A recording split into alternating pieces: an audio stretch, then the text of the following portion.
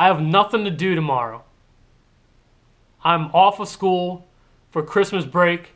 I have nothing to do tomorrow. What does that mean? I'm going to stay up late tonight, enjoy myself, and I'm going to wake up tomorrow. I'm going to sleep in. I have not a goddamn thing to do tomorrow. Nothing on the schedule, nothing on the list of shit to do. Nothing. I'm going to sleep in. I'm going to wake up tomorrow. I'm going to pick up my phone. And if I don't see one of the first goddamn things on my phone is a breaking headline, breaking picture with Joe Barry's face on it, and if it doesn't say Joe Barry has been relieved of his duties as Washington Redskins defensive coordinator tomorrow, I'm going to flip the fuck out. I'm going to flip out. How does this man have a job? We have the worst defense in the NFL. How does this man have a job? This is his second year of patheticness. Worst team on third down by a long shot. By a long shot, we're the worst team on third down. How this man has a job, I have not a goddamn clue. How he's not been fired yet this season, I have not a goddamn clue. What does this dude have to do to get fired? I'm going to flip the fuck out. I'm going to flip out. If I wake up tomorrow and I don't pick up my goddamn phone and either be messaged by somebody or it just pops up on Facebook or something right away by NFL or whatever, and it doesn't say his goddamn name, his face on it, and it doesn't say he's been fired or relieved of his duties, I'm going to flip the fuck out. I swear to God, I'm going to flip out. This is literally the definition of insanity. Literally the definition of insanity. Keep giving Joe Barry a shot.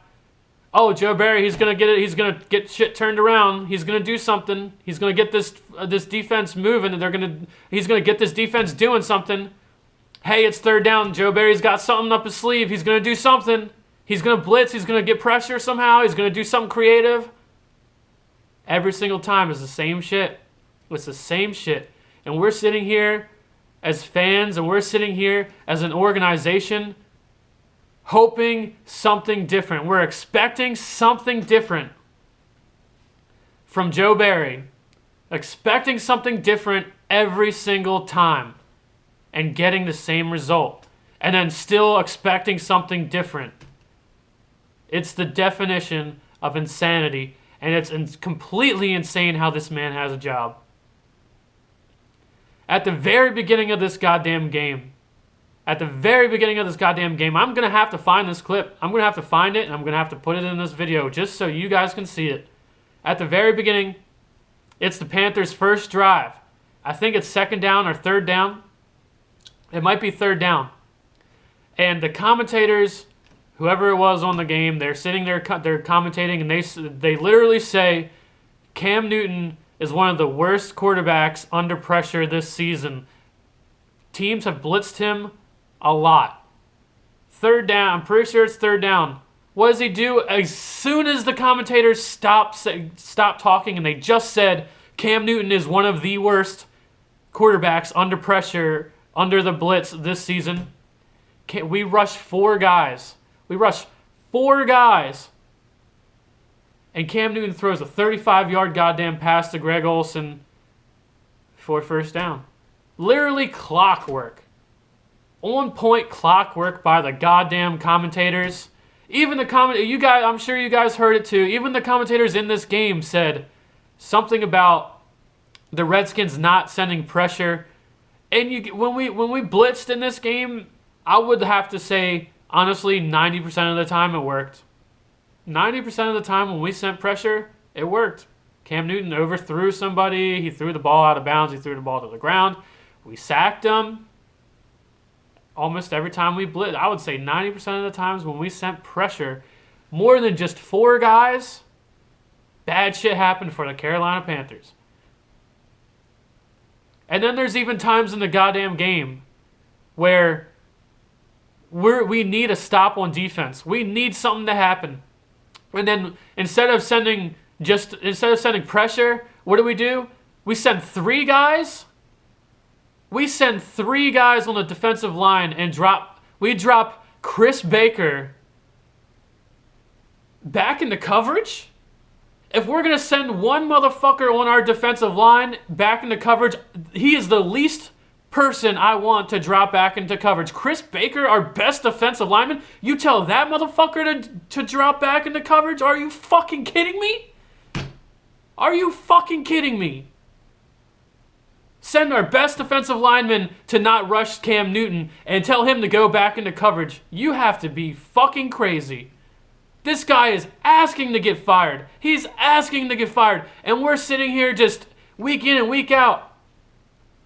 We keep saying the same shit. I'm not one to want to fire people. I'm not. I understand. I completely understand that one of the problems that this organization has had for a really long time now is that we don't give people a shot, we don't give people a chance, and we get rid of people too soon. I completely understand that. Like I said, there's only been a few times where I have said, hey, guess what? This guy's had a long enough shot. This guy, if the entire fan base, if everyone's saying the same shit about one guy, guess what? It has to be partially true. And who are those guys? Andre Dropperts, David Bruton Jr., and who else? There's probably like one other person. Those are the only two that are coming to mind right now. Andre Roberts drops the fucking ball all the time. I'm sorry if that's the thing, is if he leaves and he does well somewhere else, guess what? I don't feel bad for cutting him loose. He had his time with us and he just didn't perform. We have to move on. David Bruton Jr., everyone this year said, hey, guess what? This guy is not fucking doing anything. Everyone was on this guy from goddamn preseason. Everybody was on this dude. Hey, this guy is just not the answer. This guy is not up to par with Duke Hinacho. He should not be starting. Everyone said it. Guess what? His ass is gone. Joe Barry.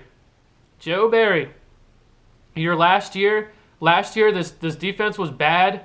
And the only reason that this defense was worth a damn last year is because they got a lot of turnovers. And why did they get those turnovers? Not because of Joe Barry, but because of individual effort and motherfuckers ripping the ball out and individual effort. That had nothing to do with Joe Barry. We didn't get a lot of interceptions. We got fumble recoveries and forced fumbles. That's not taught by Joe Barry. That's taught by Pee Wee football and our guys having motivation and them single-handedly themselves ripping the goddamn football out. That had nothing to do with Joe Barry putting them in any scheme or nothing. Our defense was terrible last year. Our defense has to be the worst defense in the NFL right now. Let's be honest. Let's be honest. We give up like almost 50% on third down. Goddamn, Louis T was making jokes. Made a good point. It's kind of a good point. It's better for us to stop a team and make them go. We need our defense to get people to go third. We need to give people third and threes, just to stop people from getting third and longs and them passing the ball on us. Maybe they'll get stupid like the Eagles and get third and twos and try to run the ball, and we somehow stop it instead of getting third and 11 and they just pass it into wide open people. Am I saying Joe Barry's completely the reason we lost today? Hell no. The whole team played shitty. This is a bad game. But guess what? This is one bad game by the offense. We had like 29 yards rushing. Our offensive line was goddamn god-awful in this game. I'm not saying Joe Barry is completely the reason why we lost this game. Not at all. It was a bad game by pretty much everyone on the team. Bashaud Breeland, I made that video earlier about Bashaud Breeland having some bounce-back games. He had one bad play where luckily it wasn't, where he tripped and fell or whatever, and I think it was Ted Ginn or someone dropped the ball on a deep pass. But besides that, Bashaud Breeland had a pretty decent day, didn't he? I'm calling that shit. I called that shit, or just today I made that video. Bashaud Breeland looked a little bit more like his old self, didn't he? He had like one or two bad plays in this game. Besides that, he looked better than he did all year. Has he not? Did he not? I called that shit. Now, I'm also calling for Joe Barry. He needs to, if I wake up tomorrow and he is not gone, I mean, I don't know. I don't know what I'm gonna do, man. I'm gonna flip the fuck out. I just don't know what else to do. And I'm tired of them saying on the air a million times, oh, now that the Redskins lost, there goes their playoff hopes or whatever. Man, if you just said in the next sentence that Carolina keeps their playoff hopes alive with this win, how the hell are the Redskins' playoff hopes gone? That's the dumbest shit I ever heard. The only thing is we don't control our own destiny anymore. We need other people to lose, and we need to win. We need to win our next 2 games, which I think are winnable. Not if we play like this tonight, but we need to win our next 2 games and hope somebody else loses. Oh my God, it's the end of the world. It's not the end of the world, but that's what they kept making it seem like. Oh, the Redskins are eliminated from the playoff. There goes their playoff hopes. No, that's not true, man. I'm tired of these people that have no idea what the hell they're talking about on live TV. We just don't control our own destiny anymore, and I'm not going to sit here and say we don't deserve to go to the playoffs. I mean, obviously with play like this today, we don't deserve to go to the playoffs, but I think this team has enough talent to make it to the playoffs. Coming into this game, we had the second best offense in the NFL. We might not have put up all the points that second best offense should put up, but that's our bright spot, man, offense. And this league has changed and become who can outscore who. And our defense is, obviously one of the worst. It has to be the worst defense in the NFL. But our offense scores points, man. Obviously not today. And why? We had a lot of drops today, man. Normally shit that doesn't happen. A lot of people were making drops. People that normally don't make those drops. Pierre Garçon. Pretty much everybody had a drop today. Vernon Davis had a couple big drops today. And, today it just wasn't. I don't know. I don't know what it was. We just didn't. We didn't even start the game. We didn't even come out today with the mentality that we are gonna win and shit. Every time, you know how you can always hear people talking through the mics, on the field. Every time I seen the Carolina Panthers, they were yelling. They were yelling into the mic. You could hear them. You could hear them fired up. They were pissed off about something. They wanted something done. They were yelling at people. You could hear them screaming and shit. They just seemed more badass than our team did today, and they got the W and they deserved it. Hats off to the Panthers. They showed up. And they won. And guess what else happened today? The Carolina Panthers, with their back to the wall, had nothing to lose. They blitzed it a lot, didn't they? They blitzed a lot. The fumble that they got on us, they blitzed. The interception, I'm pretty sure, they blitzed. They made a lot of bad. Kirk Cousins had a couple bad throws in this game. This is by far one of his worst games of the year. But it's hard. It's really hard to sit here and say, "Oh, Kirk Cousins lost us this game," or you know what I mean? When Kirk Cousins is one of the motherfuckers who has been putting the team on his back this whole goddamn year. He just played better than he did last year. He just put up more yards than he did last year. He just played better than he did last year, and we made the playoffs last year. And this year he's playing better than that, pretty much. And we're trying to still make our way into the playoffs, and it's Kirk Cousins' fault. I don't fucking think so. Our defense can't win us one game. Our defense hasn't won us one game this whole year, and I don't want to hear anybody sit here and say, "Oh, well, what about the Eagles game where Ryan Kerrigan got the strip fumble and no, just because our defense held a game where we got the lead and they didn't give up a touchdown to lose us the game, that doesn't mean they won us that game. They haven't won. The defense has not won us one goddamn game this entire season. So I mean, and I know everyone's gonna jump on Hopkins for the missed extra point. Guess what? I still am not that worried about Dustin Hopkins. I think this guy. We have to stick the course with Dustin Hopkins. Just like I said, we need to stick the course with Bashaud Breeland. I'm not one to want to fire people. I'm not one to want to just keep rotating people in and out and say, oh, well, maybe it's something else. But we know what Joe Barry is. We know what Joe Barry is. He cannot evolve. He does not do anything different. He doesn't do anything different. We've sat here and we've gone all year long, and I understand, hey, we don't have the players on defense to do anything or whatever. That's no excuse. That is no excuse.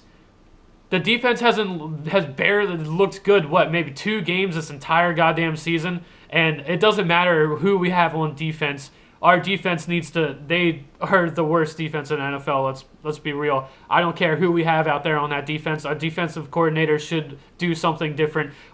How many games have we sat back, or on the touchdown today, where Cam Newton sat in the pocket and had all goddamn day to throw a 30-yard touchdown pass. Just he had all day.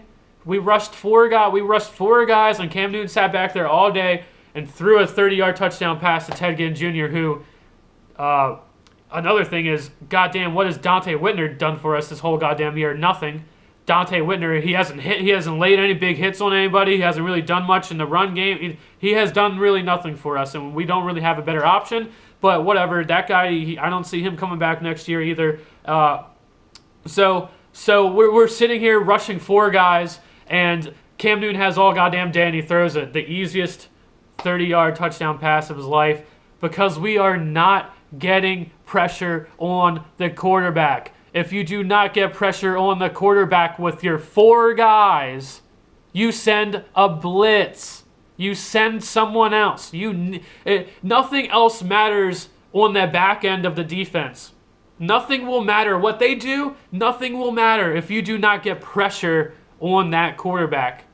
We've had a hard schedule. We've played a lot of good quarterbacks. Matt Stafford beat the shit out of us when we sat here and we sat in soft zone coverage and let him have all day. You need to blitz.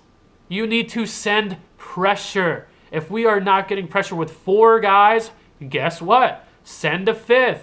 You have to. There's no ifs, ands, and buts. Maybe if we sit back in coverage and we rush 4, maybe those 4 guys will get there this time. They haven't fucking gotten there all goddamn year. All goddamn year they haven't fucking got there. What are you waiting around for? What are you waiting around for? For it to be the end of the season? Maybe the 4 guys, maybe our 4 defensive linemen, maybe they'll get there on the off season. Maybe that's what they're waiting on. It's literally the definition of insanity. And then what does Joe Barry do? Hey, let's not send 5 guys. Let's only send 3 guys and then send Chris Baker into coverage. That's almost more moronic than just only sending 4 guys, in my opinion.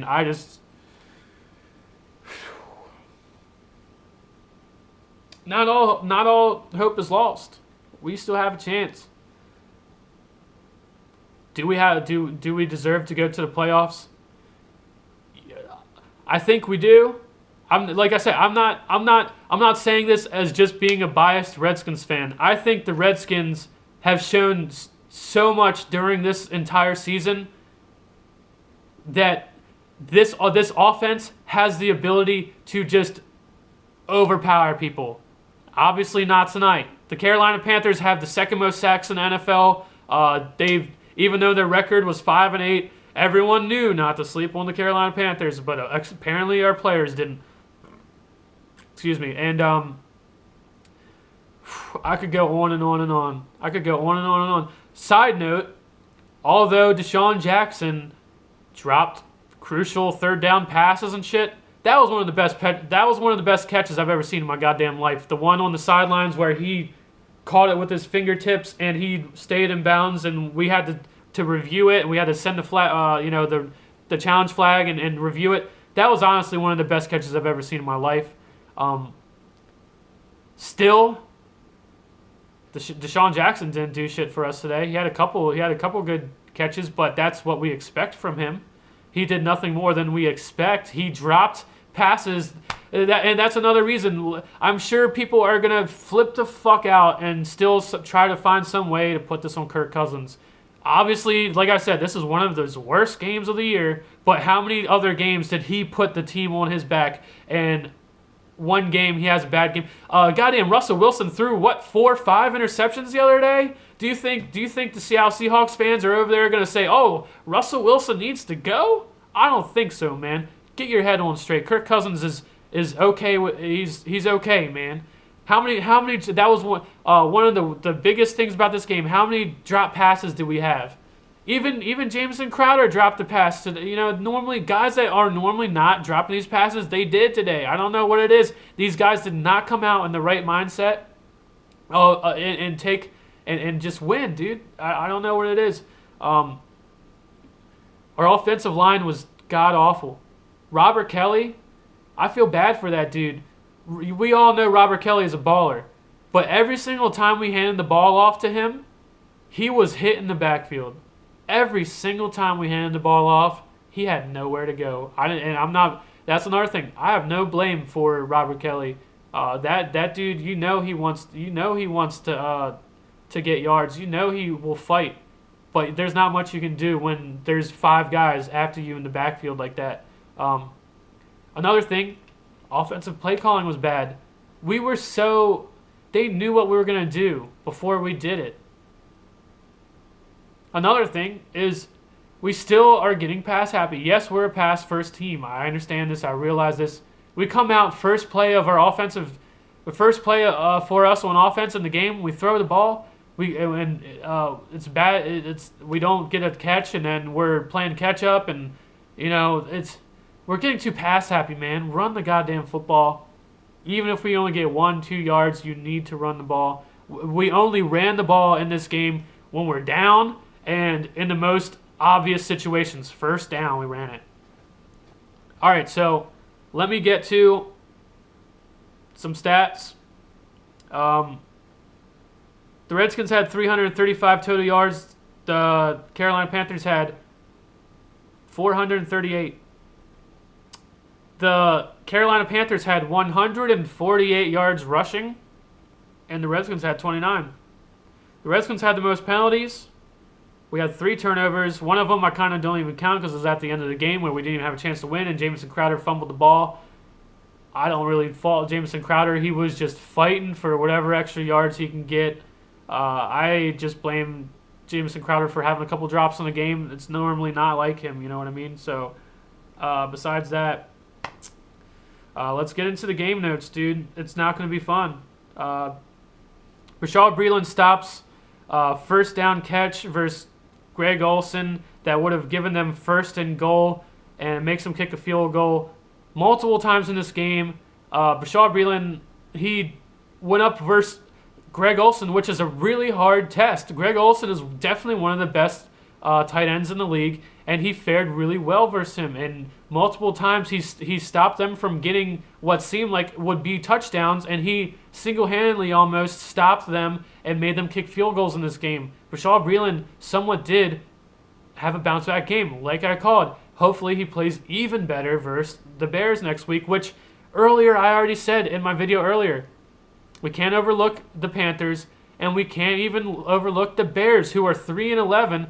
I haven't watched the Bears games, but every time I look at the scoreboard, the Bears are winning, or their Bears are losing by like 3 points or something every game.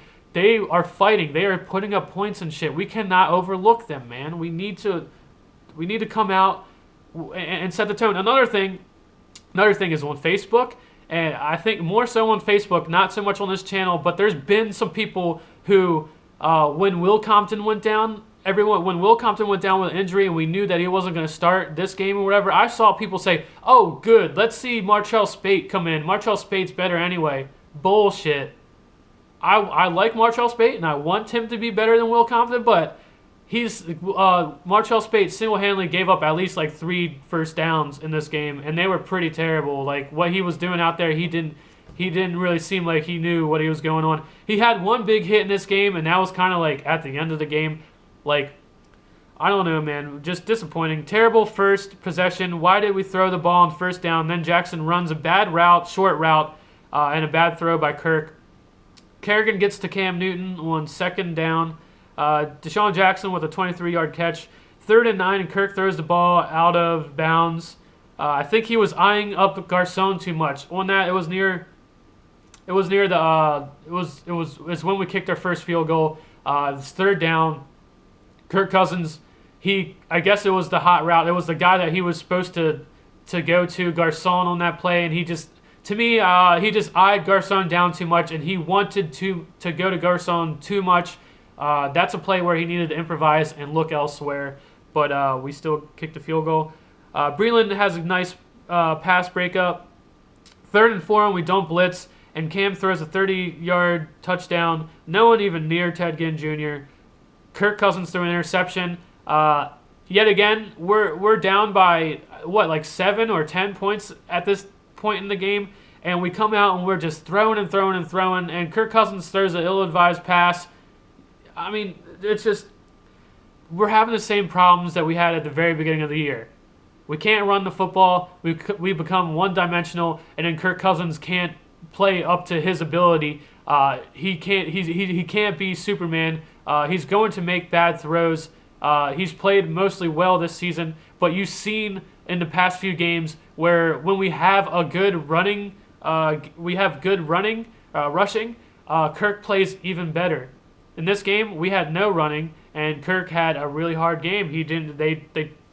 They found us out, dude. If we can't run the ball, we become one-dimensional. All those safeties and everything, they know what to look for, and they got us. Breland does well versus Olsen on 3rd and goal. Chris Thompson drops a hard pass. It was a hard pass to catch, but he still hit him in the hands. He dropped it on 3rd down. So many drops in this game. Skins D can't tackle Jonathan Stewart, and he gets 10 yards when he should have had nothing there. He should have been stopped in the backfield. Cam gets flagged on him for taunting. It's the big controversial what the flag should have been for or whatever. Good pass to Garcon and catch and run on the next play by Robert Kelly. Scherf called for holding on the same play where Kelly had a blatant face mask, which the refs didn't call. Yet again, bad referee. This year has been the worst for referees, dude. Seriously. Whether it's for us or against us, whatever, that's still been the worst year I can think of for refereeing. Big play on 3rd down by Djax, breaking a tackle and getting the 1st down. Skins push Fat Rob in for a 5-yard touchdown. Was a great play. Hopkins misses the extra point. Hopkins has made 30 out of 33 extra points on the season. I'm still not putting code red alert out for Dustin Hopkins. We need to stick the course with this guy. He's not as accurate of a field goal kicker as Kai Forbath was for us, but remember the reason we got rid of Kai Forbath for Dustin Hopkins was because Dustin Hopkins has the big leg for the kickoffs. If we want him to kick a touchback, he can do it whenever he wants. Kai Forbath was not doing that for us, so it's a trade-off. Is he as accurate as Kai Forbath was for us? No, he's not, but he has a bigger leg, and I think it's an okay trade-off. I'm still not going out with a pitchfork looking for Dustin Hopkins. I think he's okay. Breland with another good pass breakup. We blitz and we get to Cam on 3rd and 11. Yet again, blitzing works. Garcon drops a crucial 3rd down pass before half. Joe Barry won't blitz on the drive right before half, and Cam's moving the ball easy, just like our entire season. No pressure. People walk down the field on us. Why do we drop Chris Baker in coverage? Why drop our best lineman? Will Blackman runs the ball out. This is another thing. People are also gonna look for something else to hate Kirk for. Kirk on the play where he gets hit in the back and he fumbles the ball and they get it on like the 1-yard line. The play before that, Will Blackman, he tries to run the ball out of the end zone on the kickoff when obviously he shouldn't have. What the fuck is going through his mind? There was nothing. Why are you trying to do something when there's nothing there? And then we get the ball on like the 10-yard line when we could have had it on the 25. What is going through Will Blackman's head? And then we get, the next play, what happens. Vernon Davis doesn't block well enough, and Kirk holds onto the ball a little bit too much, even though Kirk had a 2-3 step drop, and next thing you know, he's hit, holy shit. Skins fumbled the ball right on the goal line because what happened? The Panthers blitzed us. Bad shit happened to us because we got blitzed. Go figure. Panthers get a touchdown from the fumble on 2nd and goal. We are down 11, but I'm not extremely worried. We need to get back to running the ball and quick passes and get some points. At this point in the game, I feel like we're trying too much. We're trying to go down the field too much. We need to start regressing back to what we did early in the season. Quick slant passes. That's what they were doing versus us. Quick slant passes and getting first downs. We were doing too much. D-Jax drops a perfect pass on 3rd and 4. Josh Norman drops a pick on a great play by him. He needs to catch those. Even though we would have had a bad field position multiple times this year, Josh Norman, I don't know if it's his hand or whatever, or his wrist or whatever, but multiple times this year, Josh Norman's a great player. Obviously, he's worth, what we've paid him, but multiple times there's been balls right in his hands. How does he not catch that, dude? I mean, come on, step your game up. Jordan Reed goes down and comes back. D-Jax makes one of the best catches I've ever seen, and we have to challenge it. Reed is ejected, which is bullshit. Jordan Reed gets ejected for throwing a punch or whatever, and to me the rule is, they made this rule on purpose. If you have to have 2 unsportsmanlike conduct penalties to be ejected from the game. Jordan Reed only had 1.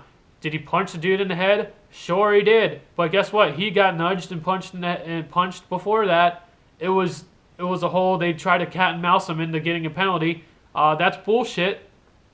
They came up with the rule on purpose. You have to have 2 unsportsmanlike conduct penalties to get ejected. It only took Jordan Reed 1 for some reason. Even though Jordan Reed didn't really do shit for us in this game. Whatever, let's move on. Spate lets running backs get easy first downs. 25 yards on 3rd and 4. Spate is not watching the guy in the backfield who he should have. I don't understand. Like I said, Spate did not have the best outing. Greg Toller is taken off the field by the NFL, making us more thin at corner, and Toller was barely hit, and he got right back up. That's bullshit. The NFL is just trying to do too much. Greg Toller got up. He looked fine. I don't understand. He'd had helmet-to-helmet contact with our own guy, and he seemed fine.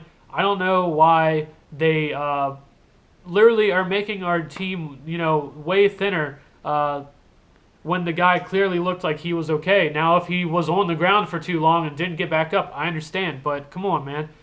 Bullshit pass interference on Foster, and then they changed the and then some more bad officiating.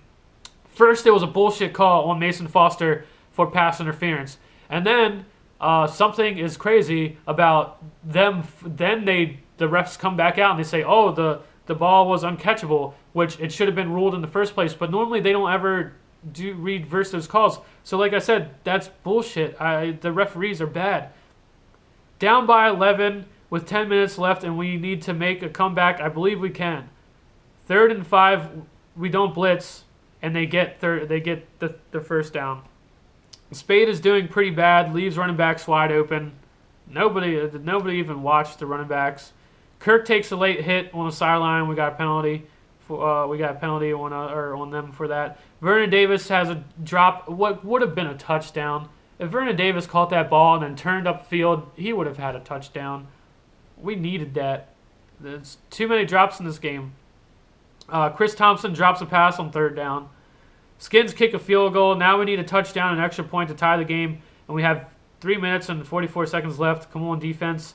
We better blitz. We need to stop. First play, when we give the ball back to the Carolina Panthers, the Redskins defense gives up a 40-yard run. Next play, they give up another first down. Run. We already gave up 128 yards rushing on the day. And we have 29. And then Crowder fumbles the ball at the end of the game. Game over. That's kind of our season in a nutshell. Is this defense just not stepping up when we need it to, man?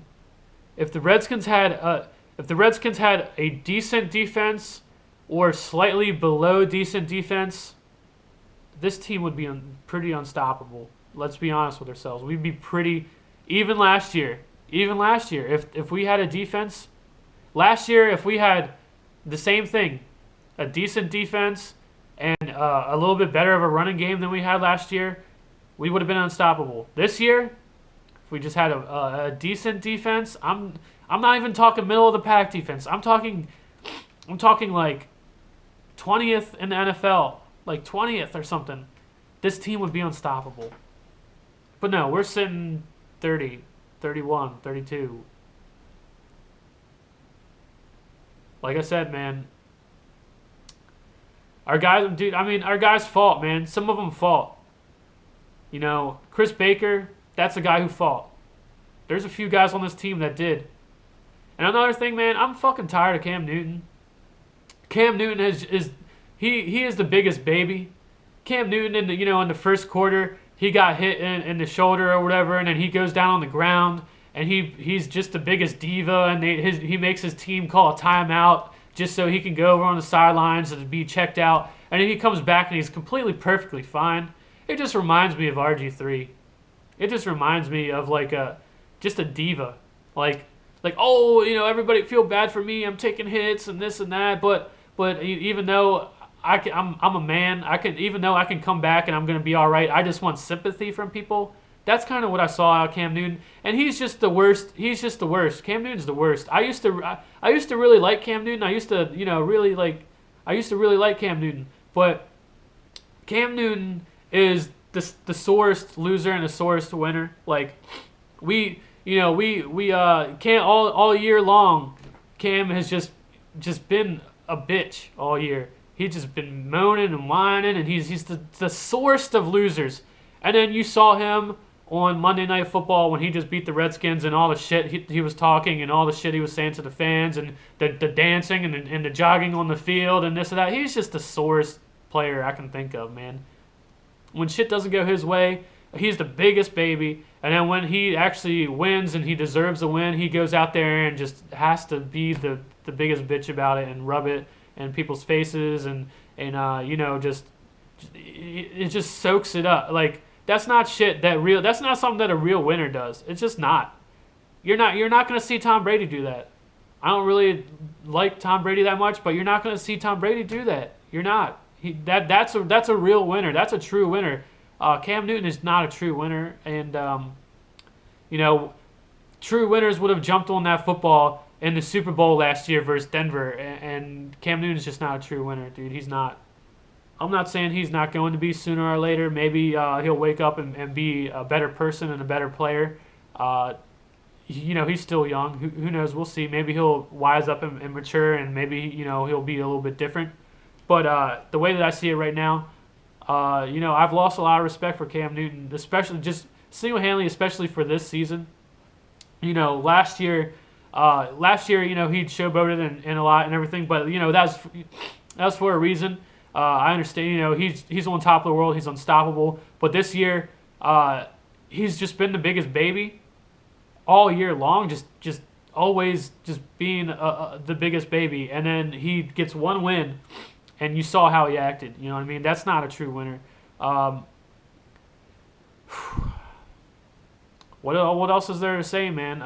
We gotta step it up. We gotta beat the Bears, and we gotta beat the Giants.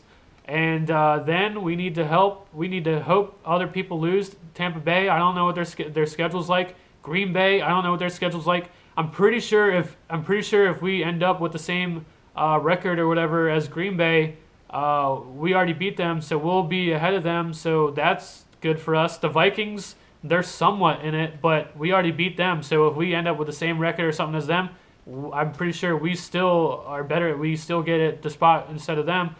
We just need Tampa Bay to lose. Not sure what their schedule is. I think they play the Saints, which could be an easy win for them, to be honest. We'll see. If the Carolina Panthers came and did this to us today, why can't a team like the Saints or whoever, show up Tampa Bay, who just lost, the other day? So, yeah, my last words, I don't know what I'm going to do. I really don't know what I'm going to do if I wake up tomorrow and Joe Barry is still the defensive coordinator for our team. I don't like firing people. I think normally that is not the answer. But you saw the video I made today. Bashaw Breeland's been having a pretty bad year. And but he's shown something. We've seen something out of him. He deserves more time. He deserves something. Like I said, Dustin Hopkins. He's shown us something. He's been good for us. He's done something. Even though he missed the extra point today or whatever, he's 30 out of 33 on extra points. He's missed field goals and shit, sure. But he's shown us something. Let's stay the course with him. Joe Barry has not done a goddamn thing. Not a goddamn thing. And there's gotta be someone out there who's gonna step up. There's gotta be someone out there who can evolve. Literally all year long, Joe Barry has fed off of I don't have the guys to do what I want to do. That's no excuse. This is the NFL. You have to evolve. You have to do something. If we sat here all year long and on third down and 11 or whatever, third down and 11, we sat here and sat in zone coverage and sent four guys, and we didn't get pressure on the quarterback, and whatever quarterback we were playing had enough time to pick our defense apart. Am I saying it's still the guys on our defense? It's still their fault. They're the ones on the field, sure. But if you haven't learned by game 14, 15 in the fucking season, if you have not learned by now in the goddamn season that it's 3rd and 11, and our guys, you sit there and still think that it's 3rd and 11, and you still think you're gonna send our guys out there and only rush 4 guys, and our guys are gonna somehow in week 14 they're gonna fucking do something different. You think our guys in week 14 you're gonna send them back there and rush 4 guys, and our guys are gonna stop that team on 3rd down? That's literally the definition of insanity. That guy needs to go. He hasn't done anything he's literally feeding off of the excuse that I don't have the guys that I need to do what I want. That's not an excuse. That's just not an excuse at this point. Just because you don't have the guys that you need to do what you want to do doesn't mean you can't go and think outside the box and change shit up and make something happen.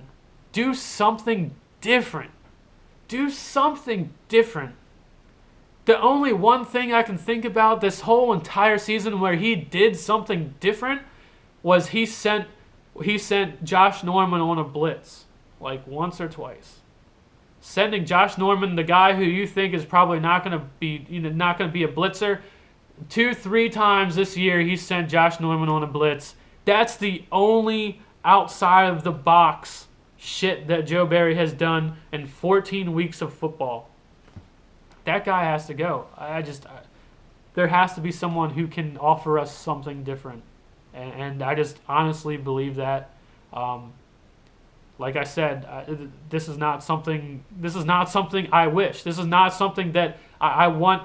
I want a bad defensive coordinator. That's not something I want. I don't want people to lose a job or whatever. I want Joe Barry to perform. I sit here and I watch videos of Joe Barry stand there at the podium and talk. He seems like a nice guy. He seems like he knows what he's talking about. He has this aura. Like I've said this before, he has this aura about him that he's a head coach. Like he has this like I said, this aura that's just like he makes it see he's a good shit talker. Like he's a good liar. He's just a good liar. He makes it seem like he knows what he's doing at all times.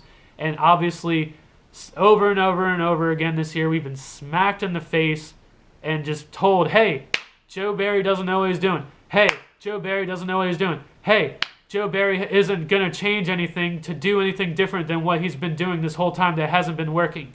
And if I wake up tomorrow and he's still the defensive coordinator, I'm going to lose my shit. So, peace out.